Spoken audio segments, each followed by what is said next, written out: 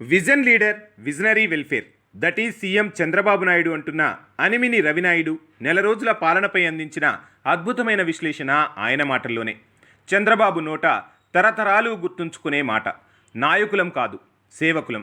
తెలుగుదేశంలో పాదాభివందనాలకు స్వస్తి, మంత్రులకు ఎమ్మెల్యేలకు కీలక ఆదేశాలు, కార్యకర్తలకు నిత్యం అండగా ఉండాలి, ప్రజాసేవలో ఆదర్శంగా ఉండాలి, అమరావతిని గొప్పగా అభివృద్ధి చేయాలి, తెలుగు నేల పులకించిపోవాలి, ప్రగతిలో ఆంధ్రప్రదేశ్ పరుగులు, రాజకీయంగా కొత్త వరవడులు, నెలలోనే అద్భుతాలు, రోజుకో గొప్ప కార్యక్రమం, 5 ఏళ్లలో ఏపీ మహా అద్భుతం, గతంలో ఎవరూ చేయలేదు, భవిష్యత్తులో చూడలేము. అవుట్డేటెడ్ లీడర్ అన్న వాళ్ల నోర్లు మూతబడ్డాయి. నెల రోజుల్లోనే కనిపించే అభివృద్ధి వాళ్ల కళ్ళు తట్టుకోలేకపోతున్నాయి. సహజంగా ఒక కొత్త ప్రభుత్వం ఏర్పాటైన తర్వాత నిజమైన పనులు మొదలు కావడానికి, అభివృద్ధి పట్టాలెక్కడానికి కనీసం ఓ 3-4 నెలల సమయం పడుతోంది. ప్రగతి పరుగులు పెట్టాలంటే ఓ ఏడాది పడుతుంది. కానీ అధికారంలోకి వచ్చిన మొదటి రోజు నుంచి అభివృద్ధి నమూనాలు, ప్రగతి వేగం అందుకోవడం అంటే అది ఒక్క చంద్రబాబు నాయుడు వల్లనే సాధ్యమవుతుందనేది అక్షర సత్యం. గత అనుభవాలతో పాటు అంకితభావం ఉన్న ఏకైక నాయకుడు ముఖ్యమంత్రి చంద్రబాబు నాయుడు. తెలుగు నేల అంటే ఆయనకు ప్రాణం, తెలుగు జాతి అంటే ఆయనకు ఎంతో గౌరవం, తెలుగు ప్రజల ప్రగతి ఆయనకు ఎంతో ముఖ్యం, ఇష్టం. తెలుగు ప్రజల అభ్యున్నతే ధ్యేయంగా ఆయన రాజకీయాల్లో వేసిన అడుగులు చరిత్రలో సువర్ణాక్షరాలుగా లిఖించబడతాయి. సహజంగా ఏ నాయకుడైనా ఎదిగే అవకాశాలు వచ్చినప్పుడు మరో మెట్టు ఎక్కాలని చూస్తారు. రాజకీయంగా తన భవిష్యత్తును ఉజ్వలంగా మార్చుకోవాలని ఆశిస్తారు. కానీ తెలుగు నేల తప్ప రాజకీయంగా మరోవైపు చూడని ఏకైక ఆదర్శవాది చంద్రబాబు అంటున్న తెలుగు యువత రాష్ట్ర ప్రధాన కార్యదర్శి, తిరుపతి పట్టణ తెలుగుదేశం పార్టీ నేత అనిమిని రవినాయుడు నేటిదాత్రి ఎడిటర్ కట్టా రాఘవేంద్రరావుకు వెల్లడిస్తున్న ఆసక్తికరమైన విషయాలు ఆయన మాటల్లోనే.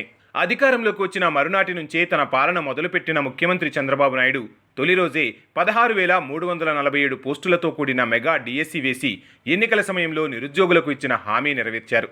ఉమ్మడి రాష్ట్రంలో కూడా చంద్రబాబు నాయుడు ముఖ్యమంత్రిగా అనేకసార్లు డిఎస్సి వేసి కొన్ని లక్షల మంది ఉపాధ్యాయులతో ప్రభుత్వ విద్యను పేదలకు దరిచేర్చిన పాలకుడు. అప్పట్లోనే ఉమ్మడి రాష్ట్రంలో సుమారు 45,000 ఖాళీలతో 1997లో మెగా డిఎస్సి వేసి ప్రభుత్వ విద్యపై ఆయనకు ఉన్న మక్కువను తెలియచేశారు. ఉమ్మడి రాష్ట్రంలోని అనేక అప్పర్ ప్రైమరీ స్కూళ్లన్నింటినీ హైస్కూళ్లుగా మార్చిన ఘనత చంద్రబాబు నాయుడు సొంతం. అంతేకాదు, ఏకోపాధ్యాయ పాఠశాల స్థానంలో ప్రైమరీ స్కూళ్లుగా అప్గ్రేడ్ చేసి పల్లెల్లో విద్యా వికాసాన్ని నింపిన పాలకుడు చంద్రబాబు. పేదలకు విద్యను చేరువ చేయడంలో ఆయన పోషించిన పాత్ర ఎవరూ పోషించలేదనే చెప్పాలి. ఇక ఎన్నికల ముందు ఇచ్చిన హామీ మేరకు అంతకుముందు నెల పింఛన్తో పాటు ప్రస్తుత నెల పింఛన్ కూడా కలిపి 7,000 రూపాయలు అందజేయడంతో ప్రజల్లో నెలకొన్న ఆనందం అంతా ఇంతా కాదు. అవ్వాతాతలు ఆ డబ్బులను చూపిస్తూ మురిసిపోయారు. తమ ఆకలికి, ఆరోగ్యానికి ఇకపై ఎలాంటి ఇబ్బంది ఉండదన్న సంతోషం వారి మోములో వెల్లివిరిసింది. చంద్రబాబును తెలుగు నేల వేనేళ్ల కొనియాడింది. అదే సమయంలో దివ్యాంగులకు పెన్షన్ రెట్టింపు చేస్తామని చెప్పారు. 6,000 అందించారు. ప్రభుత్వ ఉద్యోగుల ద్వారానే ఇంటి వద్దకు వెళ్లి పింఛన్లు పంపిణీ చేయించారు. ఇక ఆంధ్రప్రదేశ్ రాజకీయాల్లోనే ఒక సంచలనం నమోదు చేశారు. గత ప్రభుత్వంలో ఇసుకను బంగారంగా అమ్ముకున్నారు. ప్రజలను నిలువునా దోచుకున్నారు. మాఫియాగా మారి ఇసుకాసురుల అవతారం ఎత్తారు. ప్రజలకు ప్రకృతి ఇచ్చిన వరం లాంటి ఇసుకను ఉచితంగా ఇస్తామని ఎన్నికల సమయంలో వాగ్దానం చేశారు. అధికారంలోకి వచ్చిన వెంటనే ఇప్పుడు అమలు చేస్తున్నారు. దాంతో ప్రజల సంతోషానికి అంతే లేదు. ఎందుకంటే ఇసుక ఉచితంగా ఇవ్వడం మూలంగా పేద ప్రజలు కూడా ఏదైనా నిర్మాణం చేసుకోవాలంటే ఎంతో మేలు జరుగుతుంది. గతంలో ఒక లారీ ఇసుక కొనుగోలు చేయాలంటే కనీసం 70,000 వరకు ఖర్చయ్యేది. కానీ ఇప్పుడు కనీసం 10,000 రూపాయలు కూడా కావడం లేదు. ఆ ఖర్చు కూడా ట్రాన్స్పోర్ట్ కోసమే తప్ప ప్రభుత్వానికి ఎలాంటి ఫీజు చెల్లించాల్సిన అవసరం లేదు. ఇక తెలుగు ప్రజలు ఎప్పుడూ ఆకలితో అలమటించొద్దన్న గొప్ప ఆలోచనతో గతంలోనే ఎన్టీఆర్ అన్నా క్యాంటీన్లను ఏర్పాటు చేసి పేదలకు కేవలం 5 రూపాయలకే నాణ్యమైన భోజనం పెట్టిన నాయకుడు చంద్రబాబు. గత ప్రభుత్వం పేద ప్రజల కడుపు నిండా అన్నం కూడా తిననివ్వకుండా నోటికాడ ముద్ద లాగేసుకుని పాపం చేసింది. అందుకే ఆ పాపం పండింది. వైసీపీ ఘోరంగా ఓడింది. మళ్ళీ చంద్రన్న రాజ్యం వచ్చింది. ఆగస్టు నుంచి 15వ తారీఖు నుండి మళ్ళీ రాష్ట్రంలో అన్నా క్యాంటీన్ల సేవలు అందుబాటులోకి రానున్నాయి. పేదవారి ఆకలి తీరనుంది. అన్నా క్యాంటీన్లలో ఒక్క పూట కాదు, ఉదయం టిఫిన్తో మొదలు మధ్యాహ్నం భోజనం, రాత్రి కూడా భోజనాన్ని అందించడం విశేషం. అంత గొప్ప కార్యక్రమం మళ్లీ రాష్ట్రంలో ఎప్పుడు మొదలవుతుందా అని ప్రజలు కూడా ఆసక్తిగా ఎదురుచూస్తున్నారు. రాష్ట్రంలో గంజాయి అన్న పదం వినపడకూడదని ముఖ్యమంత్రి చంద్రబాబు అధికారులకు స్పష్టమైన ఆదేశాలిచ్చారు. డ్రగ్స్ అనే మాట ఆంధ్రప్రదేశ్లో వినిపించకుండా చేస్తున్నారు. వాటి కట్టడికి గట్టి చర్యలు తీసుకునేందుకు అధికారులకు పూర్తి స్వేచ్ఛనిచ్చారు. ఇక ఎర్రచందనం అక్రమ రవాణాతో పాలకులే దోచుకోవడం గత 5 ఏళ్లలో చూశాం. ఎర్రచందనాన్ని ఎవరు అక్రమ రవాణా చేసినా ఉక్కుపాదంతో అణిచివేయాలని ముఖ్యమంత్రి చంద్రబాబు అధికారులను ఆదేశించారు. ఇక అన్నింటికన్నా ముఖ్యమైనది రాజధాని అమరావతి నిర్మాణం పనులు మళ్లీ మొదలయ్యాయి. ఇప్పుడు రాజధాని అమరావతి ప్రాంతం వెలుగులతో వెలిగిపోతోంది. మళ్లీ సోమవారం పోలవరం వచ్చింది. పోలవరం పూర్తికి అవసరమైన పనులు మళ్లీ మొదలయ్యాయి. ఎన్నికల ముందు చెప్పినట్టుగానే స్కిల్ సెన్సెస్ కూడా మొదలైంది. ఇది దేశంలోనే సంచలనమని చెప్పక తప్పదు.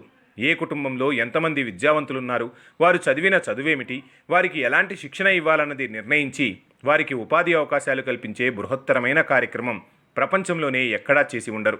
అందుకే చంద్రబాబు నాయుడును విజన్ లీడర్ అంటారు. విజనరీకి పర్యాయపదం చంద్రబాబు అని కొనియాడతారు. తల్లికి వందనం మార్గదర్శకాలు విడుదల చేశారు. ఎంతమంది ఉంటే అంతమంది పిల్లలకు తల్లికి వందనం అమలుకు శ్రీకారం చుట్టారు. ఇక వైసీపీ కొరివితో తలగొక్కున్నట్లు చేసిన పట్టాదారు పుస్తకాల స్థానంలో రాజముద్రతో కూడిన పుస్తకాలు అందజేసే కార్యక్రమం త్వరలో మొదలు కానుంది. పట్టిసీమ నుంచి మళ్లీ కృష్ణా డెల్టాకి నీరు అందించే కార్యక్రమాన్ని మొదలు పెడుతున్నారు. ఇక చంద్రబాబు నాయుడు అడుగుపెట్టడంతోనే భోగాపురం ఎయిర్పోర్టుకు మళ్లీ కలొచ్చింది. ఎయిర్పోర్టును సందర్శించిన ముఖ్యమంత్రి చంద్రబాబు నాయుడు 2026లోగా ఎయిర్పోర్టు పనులు పూర్తి కావాలని అధికారులకు ఆదేశాలు జారీ చేశారు. తిరుమలలో ప్రక్షాళన మొదలైంది. భక్తులకు సౌకర్యాలు పెరిగాయి. మళ్లీ తిరుమలలో ఆహ్లాదకరమైన ఆధ్యాత్మిక వాతావరణం నెలకొంది. అమరావతి ఔటర్ రింగ్ రోడ్డు ప్రతిపాదనలను కేంద్రం అంగీకరించింది. ఒక్కసారిగా అమరావతి ప్రాంతానికి కలొచ్చింది. యుద్ధ ప్రాతిపదికన పనులు కూడా మొదలవుతున్నాయి. జీతాలు ఎప్పుడొస్తాయా అని ఎదురుచూసే ప్రభుత్వ ఉద్యోగులకు 1వ తారీఖునే జీతాలు అందించారు. వారికి మళ్లీ పాత రోజులను గుర్తు చేశారు. 5 ఏళ్లుగా నీటి విడుదల లేక అల్లాడిన పిఠాపురానికి అవసరమైన నీళ్ల కోసం పురుషోత్తమపట్నం నీళ్లు అందించారు. ఇంటర్ విద్యార్థులకు ఉచితంగా పాఠ్యపుస్తకాలు అందించడం జరిగింది. అపరిష్కృతంగా ఉన్న విభజన సమస్యలపై కూడా అడుగులు ముందుకు పడ్డాయి. నిత్యావసర వస్తువుల నియంత్రణ కోసం రాష్ట్ర ప్రభుత్వం తీసుకున్న నిర్ణయాలను ప్రజలు కొనియాడుతున్నారు. ఇకపై దళారుల దోపిడీ ఉండదు. ప్రభుత్వం తక్కువ ధరకు సరుకులు అందించడం గొప్ప శుభపరిణామం. ఇంతటి గొప్ప నిర్ణయాలు తీసుకున్న చంద్రబాబు నాయుడు మరో గొప్ప పని చేశారు. తెలుగుదేశం పార్టీలో కాళ్లు మొక్కే సంస్కృతి ఉండొద్దని ఆదేశాలు జారీ చేశారు. మనం ప్రజలకు సేవకులమే అన్నారు. అందుకు ఎవరు ఏ నాయకుడి కాళ్లు మొక్కొద్దని చెప్పారు. ఎవరైనా తన కాళ్లు మొక్కితే మళ్లీ నేను మీ కాళ్లు మొక్కుతా అనడంతో అందరూ ఆశ్చర్యపోయారు. చంద్రబాబుకు జేజేలు పలికారు. అది చంద్రబాబు నాయుడంటే.